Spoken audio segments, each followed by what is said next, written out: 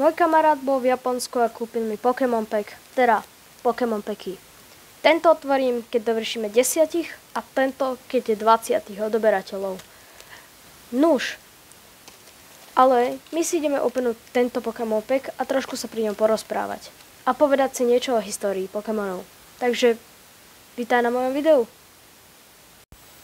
A prečo by si mal aj ty začať zbierať Pokémonov? V podstate je to niečo ako kryptomena, ale o mnoho jednoduchšie a tá hodnota tomu stúpa celkom pekne. Plus nevyhrábeš tam väčšinou nejakých 40 000, ale nejakých tých 15 eur sa pohybuje moja fajnová karta. Takže poďme si niečo o tých Pokémonoch povedať. Za zrodom značky Pokémon stojí Japonec Satoshi Tajiri, ktorý s ňou prišiel už v roku 1995 a o rok neskôr sme sa dočkali prvej hry. Samotný názov Pokémon je odvodený od slovného spojenia Pocket Monsters, čo môžeme preložiť ako vreckové príšery. Názov teda presne vystihuje charakter značky. Pôvodnú hru vytvoril Satoshi Tajiri. Bola publikovaná spoločnosťou Nintendo pre Game Boy. Na ďalších herných konzoliach typu handheld, ktoré naväzujú na Game Boy, Game Boy Color, Game Boy Advance, Nintendo DS, Nintendo 3DS, nasledovali ďalšie pokračovania hry. K tomu vyšli aj na stolové konzoly. Postupne N64, GameCube, Nintendo Wii, Nintendo Wii U, Nintendo Switch. V roku 2016 vyšla hra na mobilné telefóny Pokémon Go. Je založená na princípe rozšírenej reality. Aplikáciu vyvinuli vývojári spoločnosti Niantic.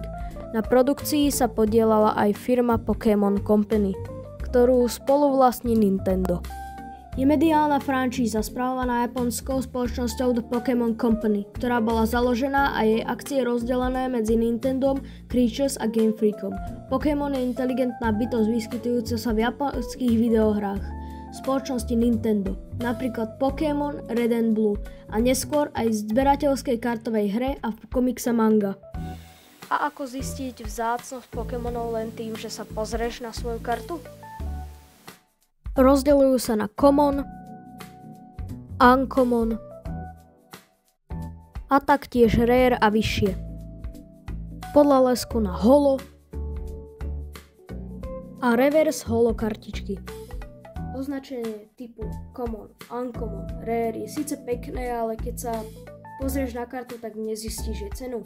A v tom prípade prichádza na radu tvoj telefón alebo počítač, na ktorom si otvoríš Card Market. Card Market, tam vidíš úplne všetko. Tam vidíš, že koľko stojí tvoja karta, koľko stála pred 30 dňami, koľko stojí dnes na najnižšom bode, koľko bola na najvyššom bode, kedy sa oplatí predať, kedy sa oplatí kúpiť. Proste máš tam všetko. No a je to celkom bomba, pretože na tej jednej stránke vieš predať kartu, vieš tam kúpiť kartu a vieš tam vidieť informácie o karte a vieš tam vidieť, že keby bola rating PSA 10, tak má nejakú cenu. A o PSA si povieme v budúcom videu. Takže buďte pripravení, lebo strašne ma bavia Pokémony, takže PSAčko vám bude musieť vysvetliť. A posledné, čo vám poviem, toto nie sú obaly na karty, ale voláme to slívy. Pre viac takýchto videí o Pokémonoch daj like a odber, aby sme ich mohli otvoriť. Tak čaves.